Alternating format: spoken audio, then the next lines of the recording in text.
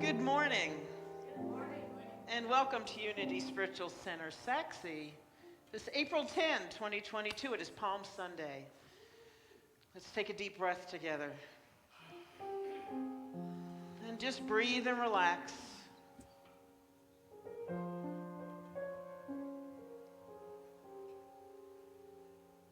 Separating ourselves from the outside world.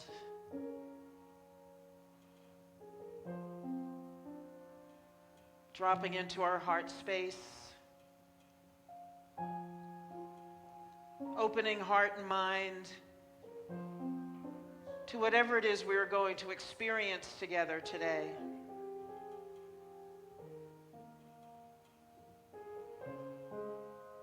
We feel our unity here with those in the room with me, and also those who are watching remotely. We are all one body, one heart, one love, one peace.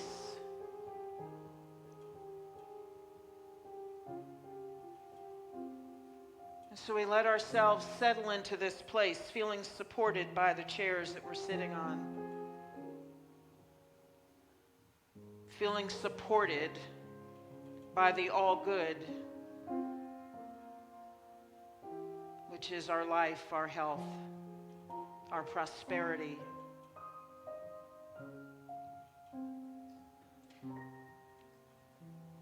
We just breathe and relax, allowing ourselves to tune into our souls.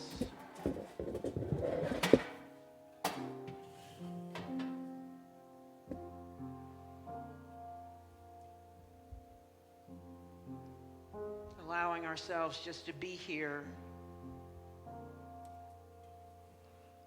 Letting go of all obligations and responsibilities.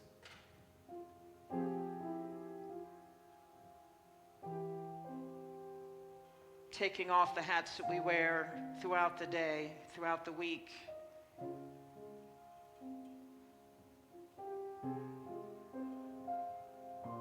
Letting ourselves just be and appreciating this oneness, this feeling of unity and community.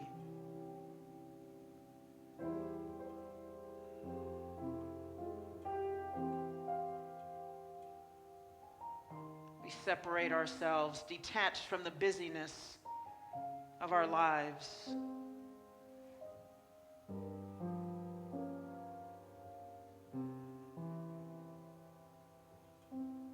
And tune into that which sustains us, animates us, flows through us, expresses as us.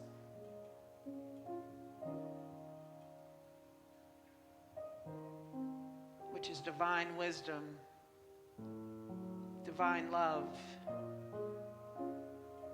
divine creativity.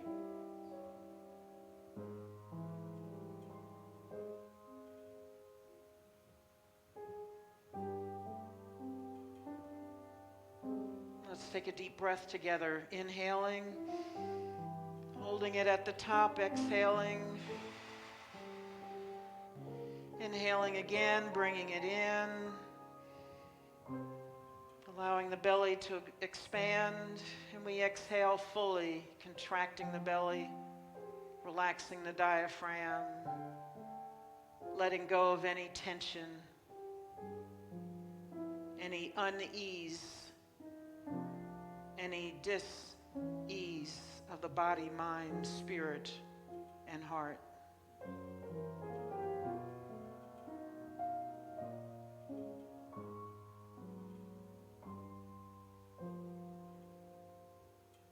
And here we rest in the seat of power and strength. And it is from this place that we now sing our centering song, Spirit's Prayer.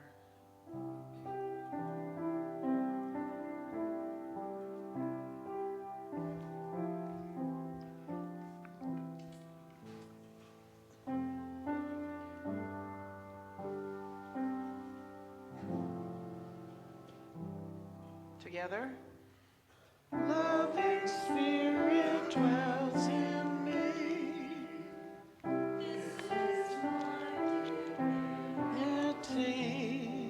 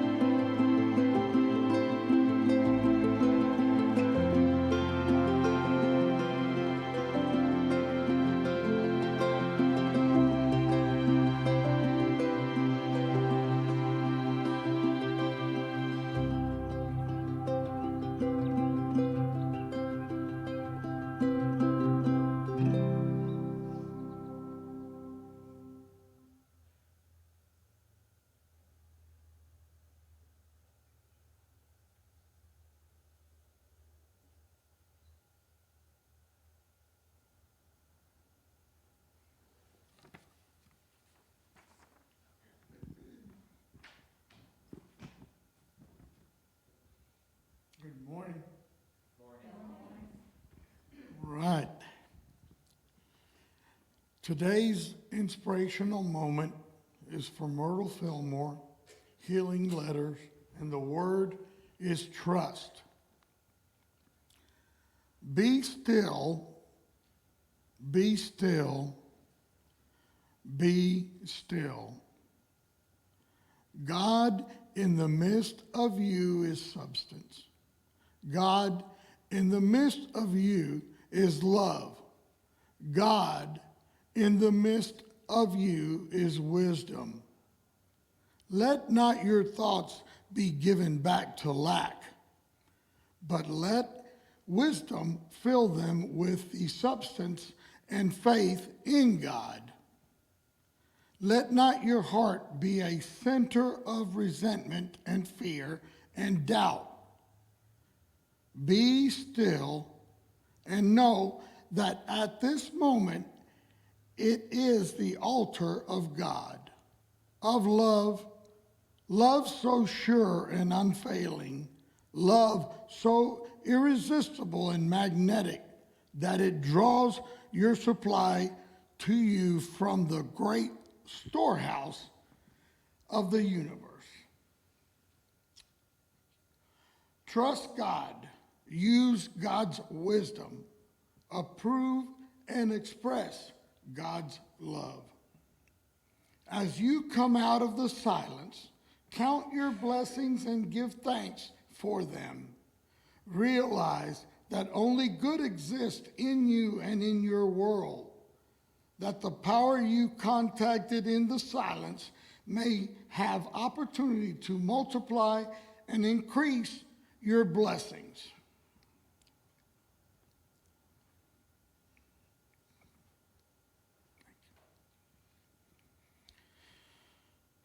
Give thanks that you have already received the good for which you looked to God in silence.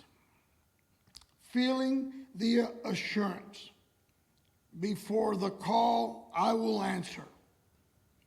While they are yet speaking, I will hear. Isaiah 65:24. I just love that. It's just such true words. So read our affirmation with me 3 times. I know that only good exists in me and in my world, and my good is multiplied by my faith. I know that only good exists in me and in my world, and my good is multiplied by my faith. I know that only good exists in me and in my world, and my good is multiplied by my faith. Thank you.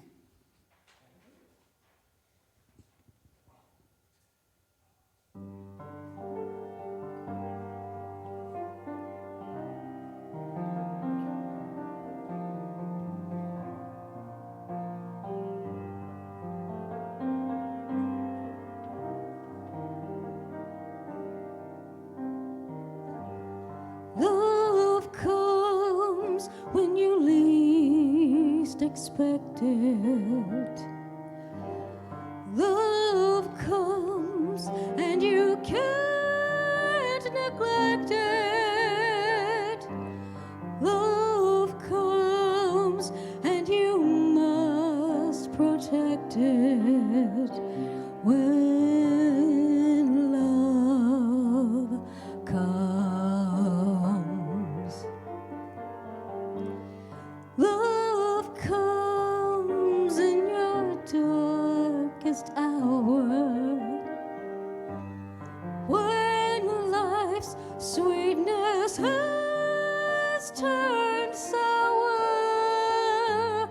Drink deeply of its healing power. When love comes,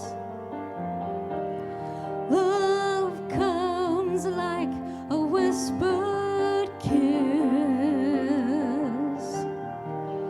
in a lonely dream.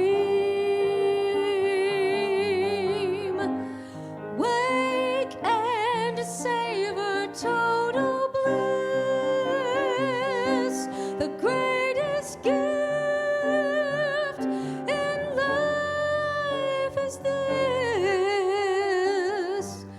Love comes when you least expect it.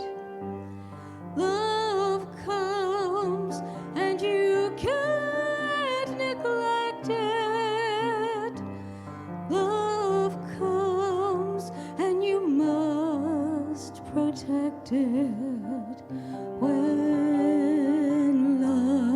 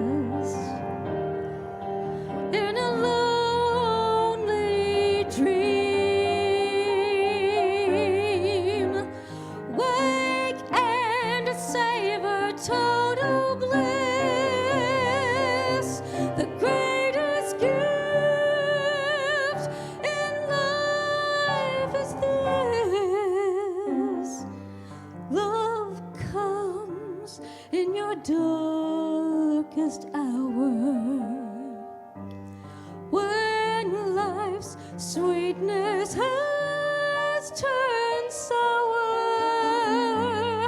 drink deeply of its healing power. When love comes.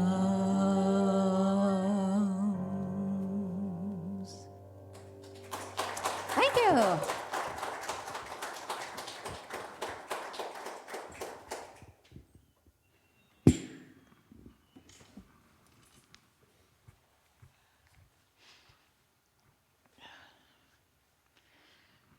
So a number of years ago,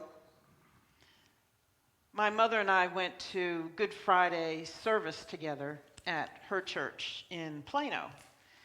And it's held at 3 o'clock in the afternoon, which they say is the time that Christ died on the cross. And she and I started going to church together after she moved here because we wanted to get to know each other and share that side of our lives. So I was raised Catholic. I would go to Mass with her. She usually went on Saturday afternoons, and she would come to Unity of Dallas with me on Sundays. And so one Good Friday, I decided to go with her, and when we were walking in, there were just people all over the place. I mean, the parking lot was getting full, the street going down Alma Road was full. I mean, cars were parking across the street in the shopping center, and the church was packed. I mean, there was no, all of the seats were filled, and people were packed into the pews. It's a fairly large church. There were people lined up against the wall. In the lobby out front, they had chairs everywhere, just filled with people, all ages, number of different nationalities, people of different backgrounds, little babies. There were even people who looked to be in their 90s that were there. And so we started service, and part of the service was veneration of the cross, which I had not experienced before. If I did, it was decades ago when I was a little girl, growing up and going to church on Good Friday. So service started, and of course they have the music and the incense, and the sun was coming through the stained glass windows, and it was just throwing all these colors all over the room. And even with the sheer numbers of people that were in the lobby and in the sanctuary, you could hear a pin drop during service. It was so quiet, and there was such a feeling of reverence, and there was just a palpable feeling of sacredness and a solemnity that, I could feel it like on my skin. It was almost like I had goosebumps the entire time. Every time we sang, when they played the music, it was just phenomenal.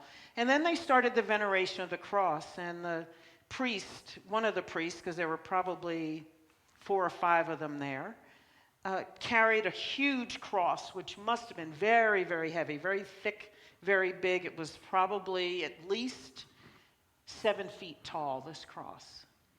And in a ceremony, brought it down the center aisle, and they stood it up in a stand there in the front.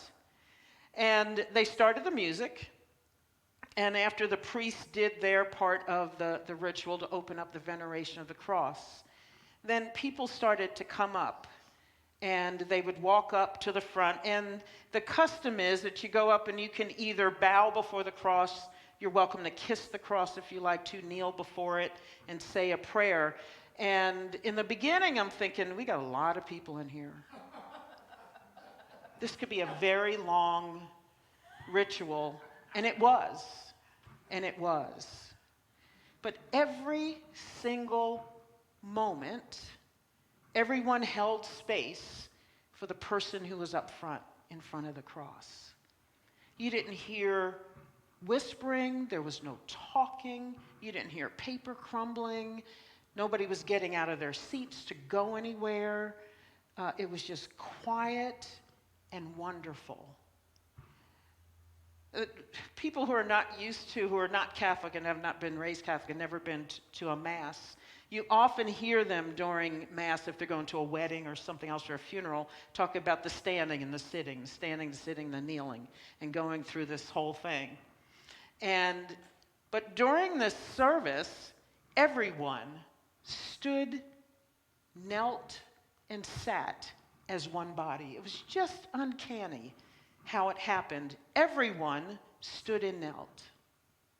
Everyone, old, young, and it was, you know, you hear the noise when everybody kneels down or they sit, and you hear the pews. It was kind of that, especially on wood pews, and it's kind of that, not a crunch noise, but it's a noise that you hear with the wood shifting, and it was like one noise, and then they would all kneel, and everyone knelt at the same time. It wasn't like the wave, and some were down, and some were up. It was just amazing how this happened. And one by one, people processed up very, very slowly, and we had to have been there for a couple of hours. And the entire time, that solemnity was hanging in the air, that sacredness. This feeling about what was going on and the reverence people had for what was happening in that room. The people who were standing weren't jostling around. I don't know how that happened, because usually most of us can't stand up. You know, we stand in the grocery line and we're like this, you know, because we're uncomfortable. But there seemed to be something happening in that room during this veneration of the cross that was special. That was very, very special and sacred. The veneration of the cross is about giving homage to the cross, which symbolizes the instrument of salvation. The instrument of salvation. That Jesus came here and died for our sins and saved us through dying on the cross. And at that time, I don't remember if my affinity for the cross was as strong in my life as it is now. But something happened to me during that ritual. I had tears coming down my face during most of it because of the feeling in the room and what seemed to be happening for all of us at the same time. And I did go up, even though I'm not a practicing Catholic anymore. I did walk up and kneel before the cross and then go back to my seat. And I wondered, what is that about? I think I wanted to be a part of what was happening that was so beautiful and so wonderful and palpable. And I think it strengthened my affinity for the cross and what it can mean, and what it means to me now as someone who follows unity principles. I think sometimes, and especially people in unity now who call themselves recovering Catholics,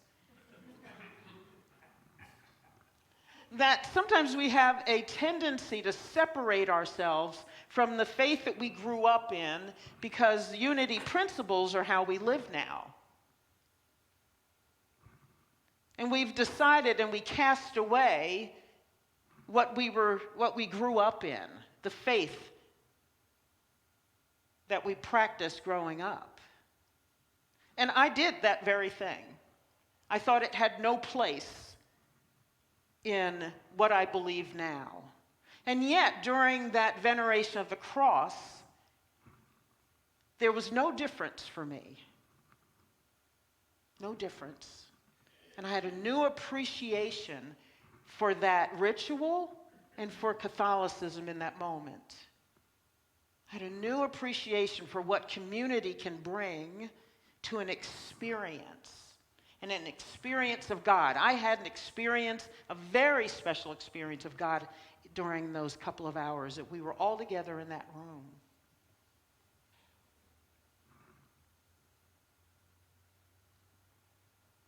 The cross for me, and especially as Jesus is in Gethsemane, contemplating what's about to happen to him and what he's being called to do, has a special meaning for me. Because I have often been standing before my own cross many times. We've all been there at a crossroads. We've all been in a place where there's something that we need to shed. We know we need to shed it. We know we need to walk through something in order to get to new life, to a resurrection, to a new calling, to a new level, whatever it is, to whatever the shift is.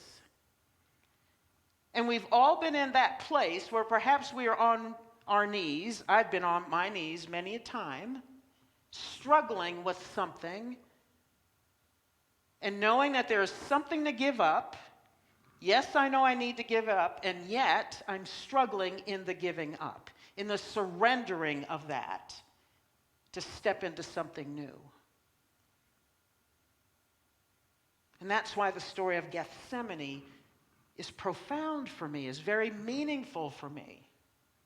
Because here is the way shower, the great example, struggling with this ultimate calling that he has, the reason that he's come, to spread this message of life, of the good life, of the all good, that we are one with the Father,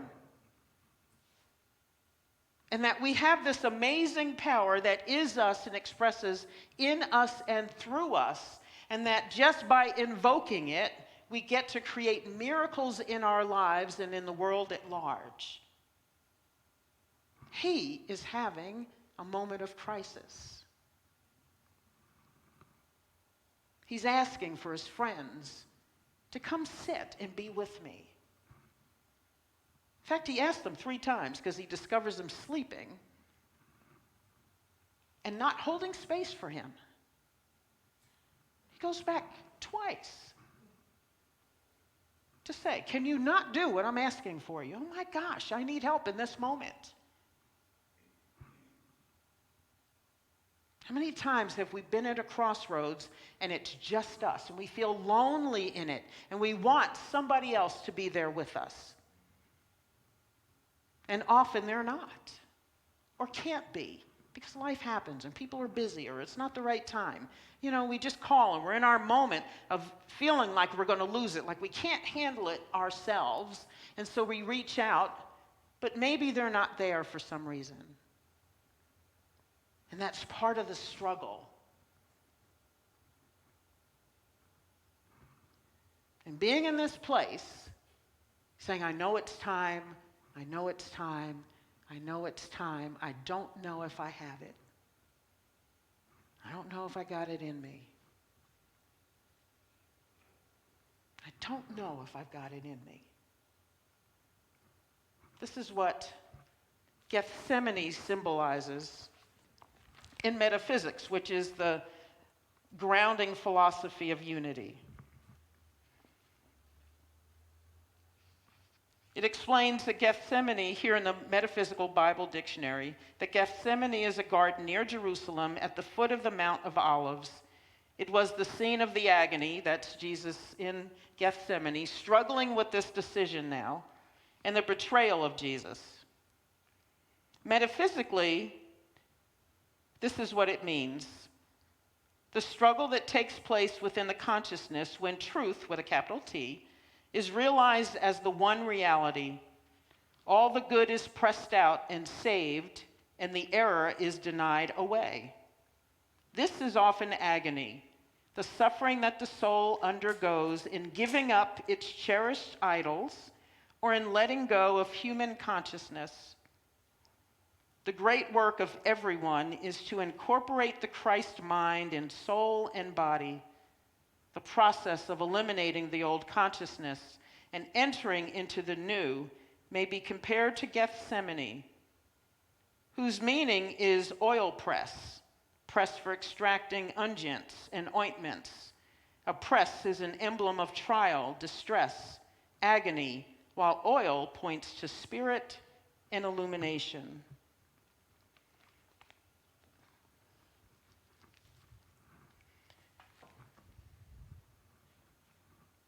So here we are in a moment of surrendering.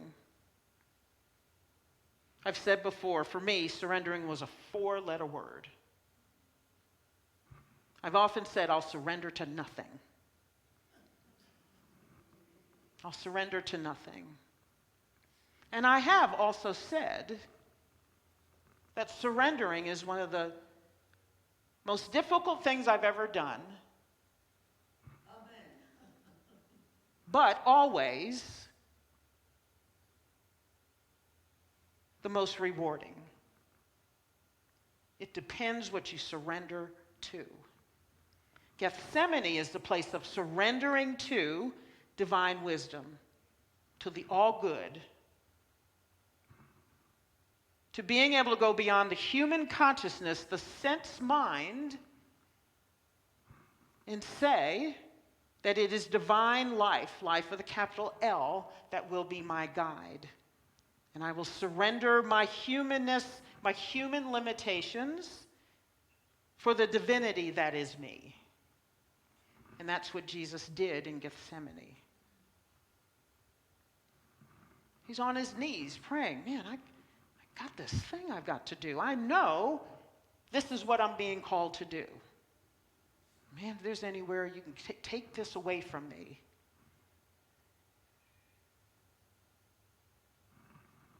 I don't want to do this. The human in me doesn't want to do this. But at some point he surrenders and he says, your will, not mine. Divine will, not my human needs. Divine will triumph over my human consciousness, the limitations that I think I have, the reasons why I think I can't do this no longer matter because I am one with the Father. And all things come together for good. For this I was born, he's saying, and he's surrendering to what he's called to. He's surrendering to what he's called to.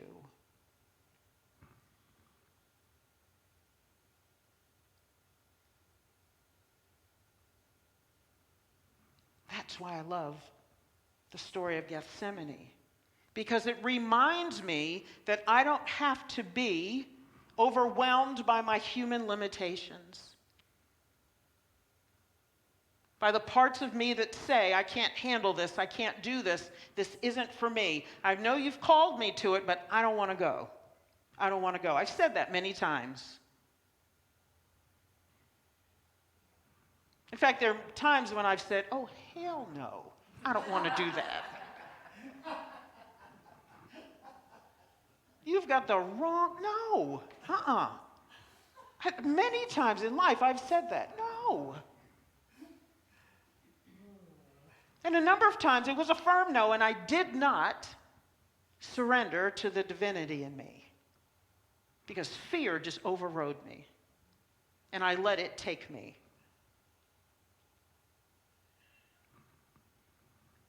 Now I know, probably as Jesus knew in Gethsemane, that yes, I can have my moments of human fear where my human consciousness takes over, the sense mind.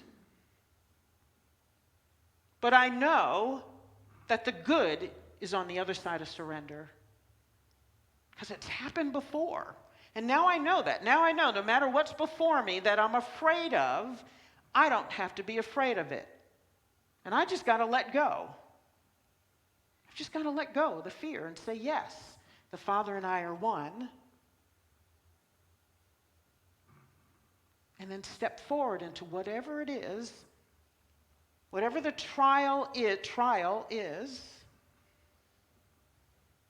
Jesus' journey to the cross and the crucifixion, that was his trial.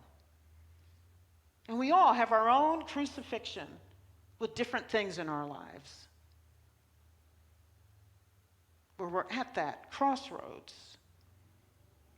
Metaphysically, the cross represents, the vertical line represents the inner current of divine life. And it's the horizontal that represents sense mind. And here at this intersection is where we have the agony. Where we're sitting there wondering, can I do this? Can I do this? Can I do this? And maybe it's the little I that can't do it, but it's the I that's one with divine good, with the all good, that can do anything. We just have to get there. We just have to say yes. We just have to be willing to walk whatever that journey is between being on our knees and saying, I can't, to getting to the yes, surrendering, and then stepping forward into a resurrection. Stepping forward into a resurrection. Yeah, to love.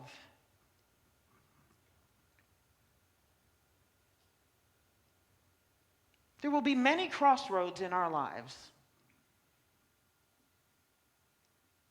And sometimes that road is long and hard. And it feels like a crucifixion.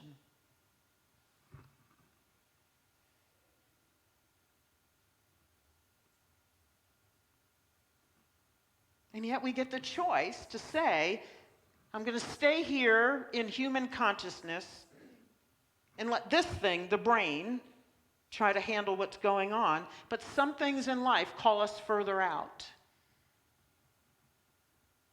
Where if we're really going to make it, if we're really going to get to resurrection, if we're really going to get to the other side of surrender, we have to invoke our divinity, the divine in us, the divine as us. And glory's on the other side.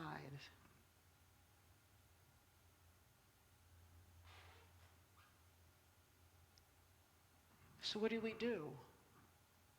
Surrender, and the gift of serenity. It's just a matter of saying yes, of letting go, to acknowledging the fear, to acknowledging the agony and the struggle, and saying, I don't have to stay here. That love always exists, divine love. That the resurrection is always there waiting for us.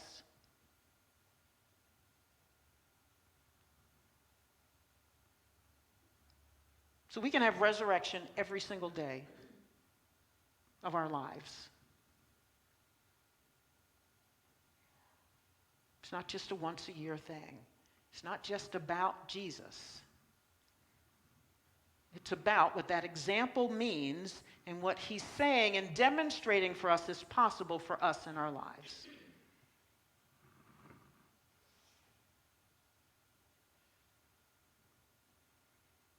It's interesting that they're talking about oil press. If you've ever used a press on garlic and you have the squeezing together of the handles, I'm sure the garlic is feeling it.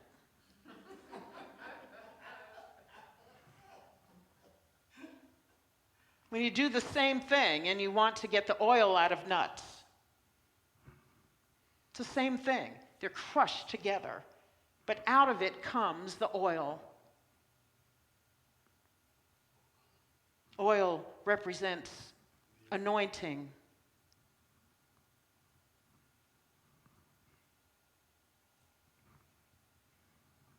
It's the oil that represents healing. It's used for salves. Salvation.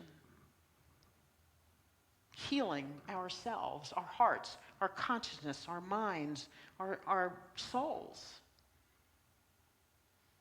But we got to get through the press first. got to get the oil out.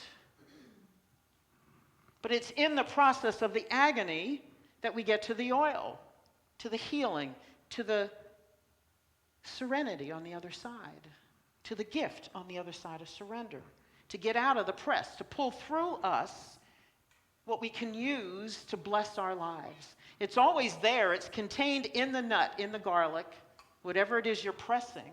It's already in there. We just got to do the work to get it out. We got to be willing to be in the press and not stay in there.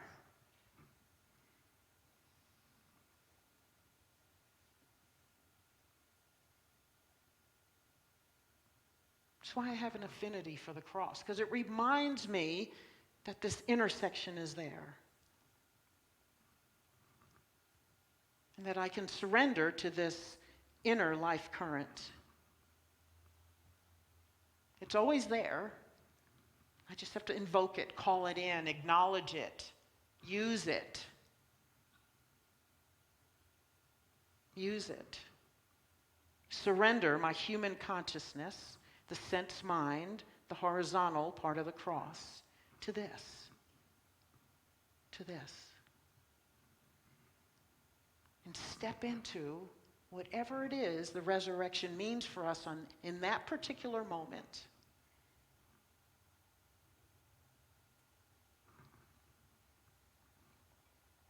It's human nature to stand on the front side of surrender, to stay there in the fear and protect ourselves. But when we start to invoke our divinity, there's no need to protect yourself from anything, because divinity is itself the protection. So even while you're in the press, you are held and protected, and the divine life current is there still.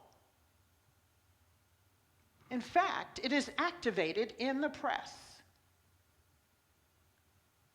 It's activated in the press. That's where the oil starts to form.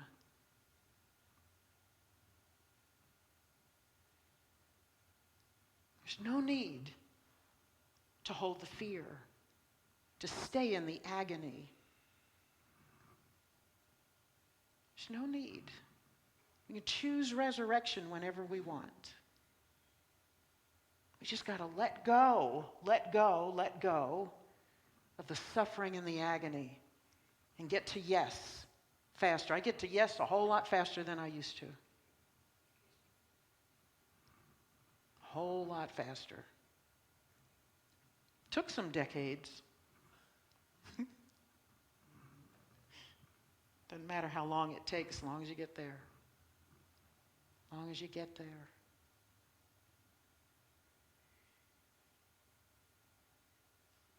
I still get goosebumps when I think of that experience, that Good Friday. And feeling what I felt in that room. And I think what I felt in that room was an acknowledgement of what's possible for us, and being in awe of it. You should be in awe of this divine life current that runs through you and expresses as you. You should be in awe of it.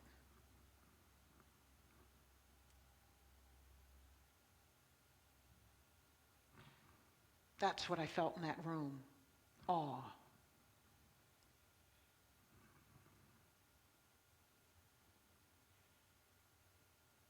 And you can be in awe of your life and of the gift that you are every single day. Every single day. That's when life becomes this glorious, glorious, glorious experience.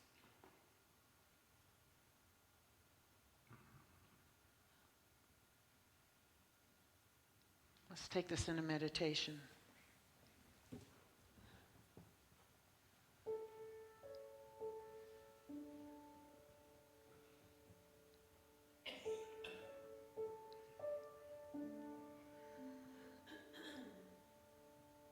So as we step into what in the Christian tradition is called Holy Week. Think about what crosses you may be bearing.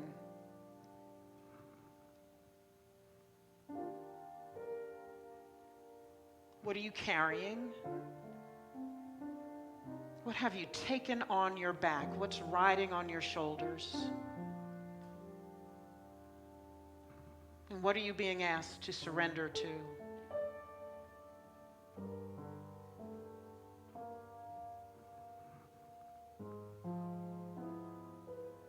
And what are you willing to let go of?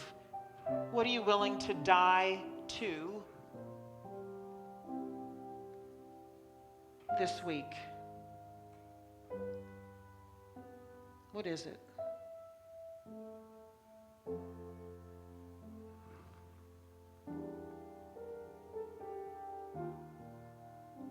And will you truly let it go?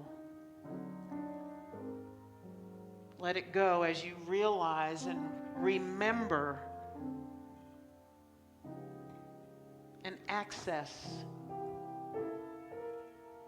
the inner current of divine life that is you.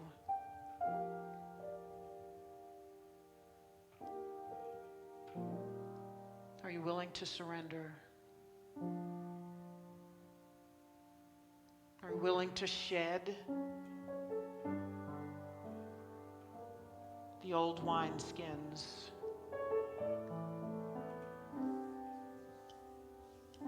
Are you willing to press out the goodness that is there within you and that is ready to be expressed, ready to be used to heal all the parts of your life, to bless your world, your immediate universe, and through that also bless the world, the planet, to be a shining example for others.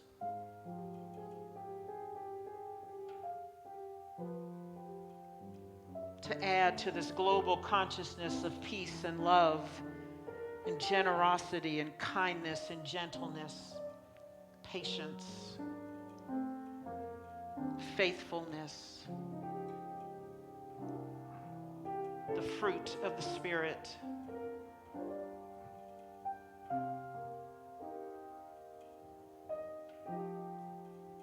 So let's breathe in together. Inhaling and exhaling.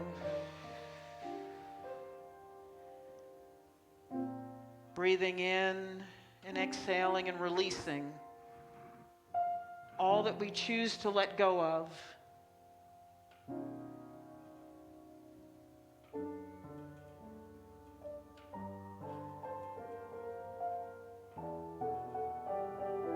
Stepping through that crossroads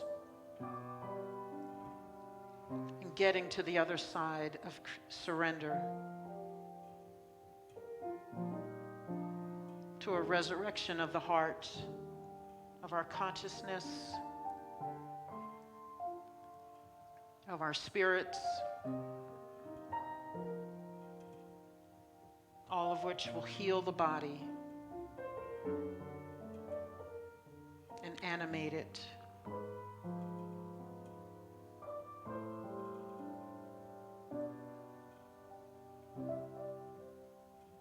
Continue to breathe deeply.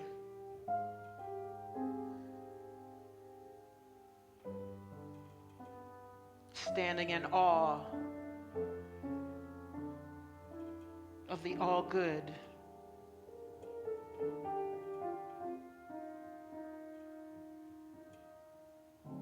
The all good that is Spirit, that is God, and the all good that is you.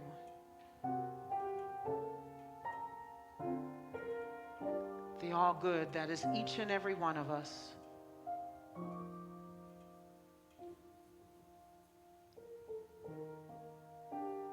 So we say yes and thank you for surrender.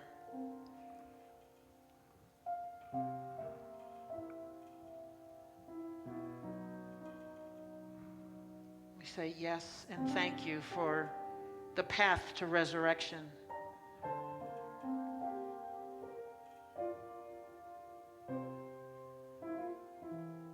We say yes and thank you for life. For life. And so it is, and so it shall be. Amen.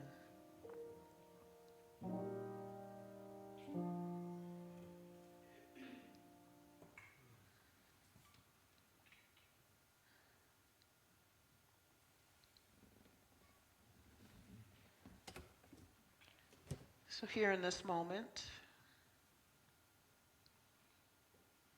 we now raise the names of those for whom we want to pray.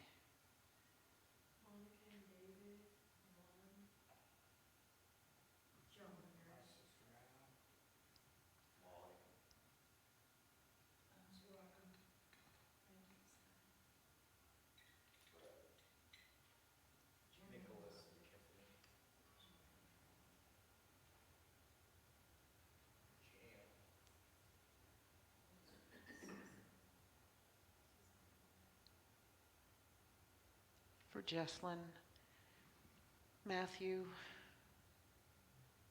Cheryl, Melissa, Reba and Eddie, Tony and Nick. For Pat,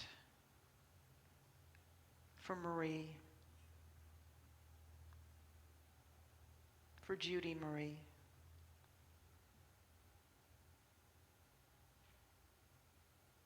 for Maricela and Keith,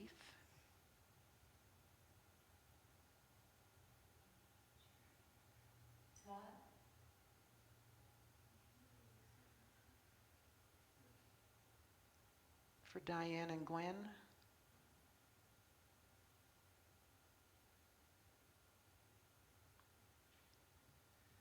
for all those who are facing a trial now, who are in their own agony, and who are seeking surrender and resurrection. For all the places in this world where there is conflict and strife.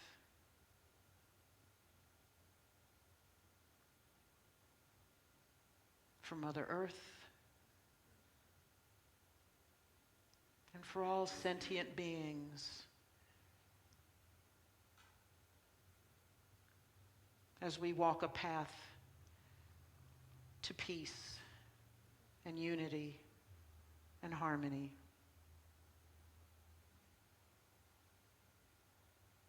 And so it is, and so it shall be. Amen. So we know that the all good is also the source of all things in our lives. All of our resources, all the things that bless our days and our living and our doing and our being. So let's recite together our celebration of giving. Divine love, as me, blesses and multiplies all the good that I give and receive, and so it is.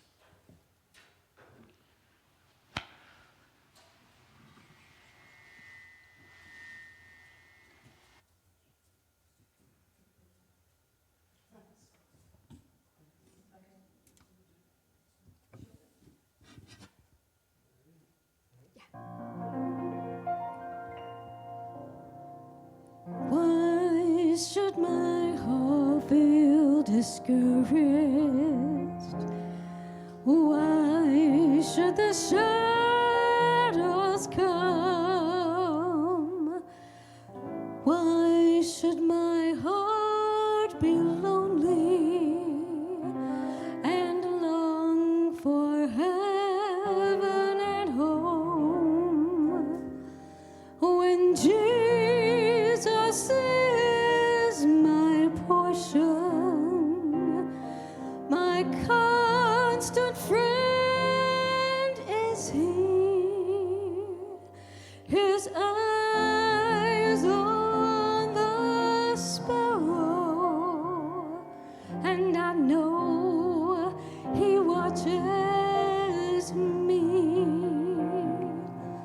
His eye is on the sparrow, and I know He watches me. I sing because I'm happy. I sing because I'm free. His eye is on the sparrow, and I know He watches me.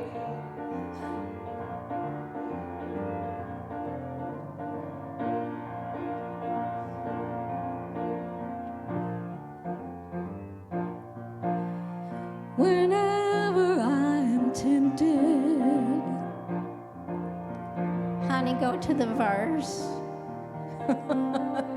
Thank you very much. whenever I am tempted, whenever clouds arise, when songs give way to sighing, when hope within me dies, I draw thee closer to Him. From care He sets me free.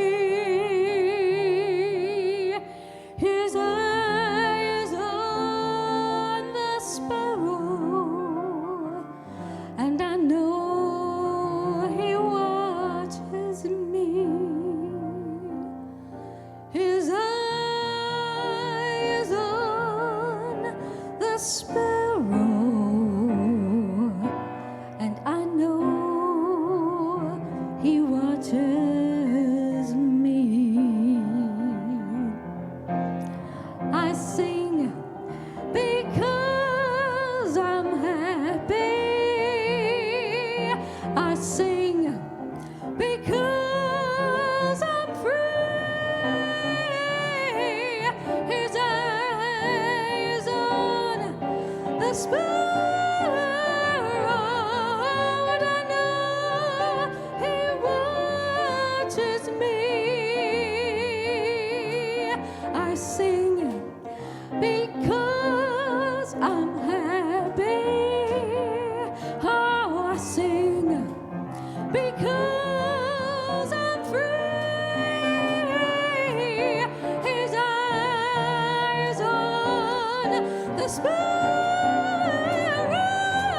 and I know He watches me. Oh, yes, I know He's watching me.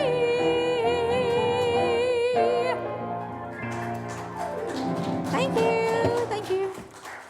Thank you. Oh, yeah.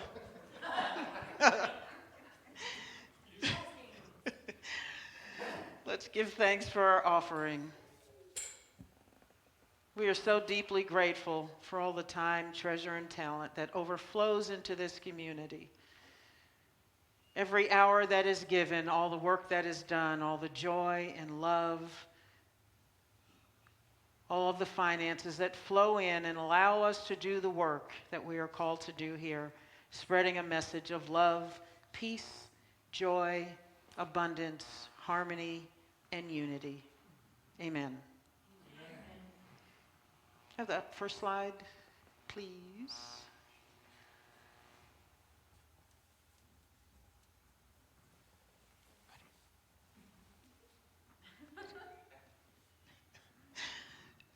So our next spruce update for the landscape team is next Saturday, April 16.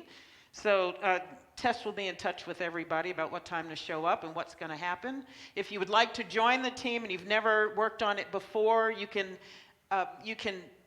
volunteer as much or as little as you want. You don't have to be here every time they're here. I think it's the third or the fourth Saturday every single month. and come out and have a good time with great people. But text me and we can add you to the email list at 618-YES-USCS. Next. And now about the upcoming class. Deborah? Not this coming Wednesday, but the following Wednesday, April 20th, we're finally starting our next book. This is the one we chose.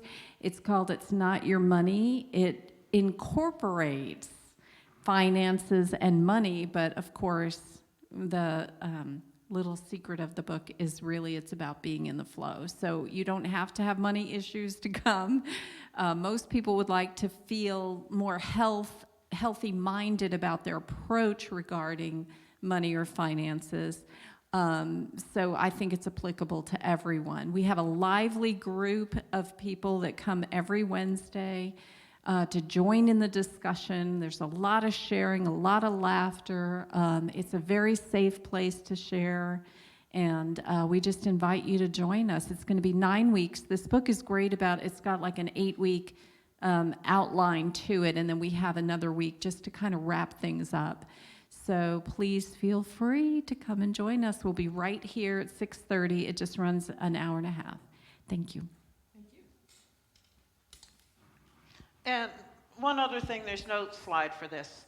Next Sunday is Easter, and we're going to have communion.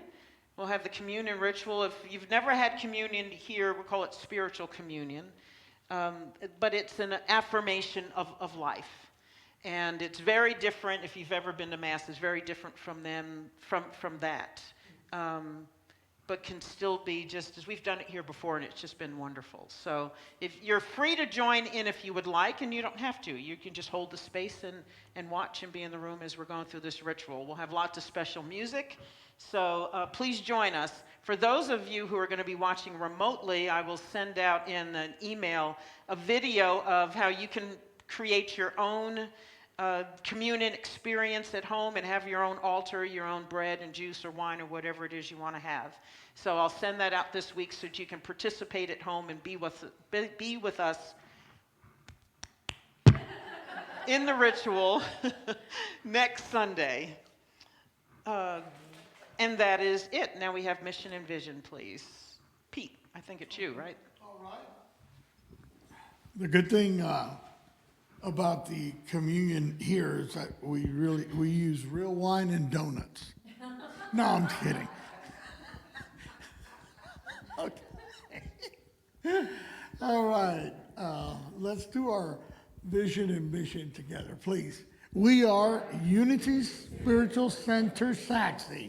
We are a thriving global community of spiritual seekers transforming lives through love and the expression of our innately divine gifts. Our mission is to inspire spiritual and personal growth through the teachings and demonstrations of unity principles towards the realization of living our best lives. Divine wisdom is at work in every area of our lives right now. Everything is always working out for us.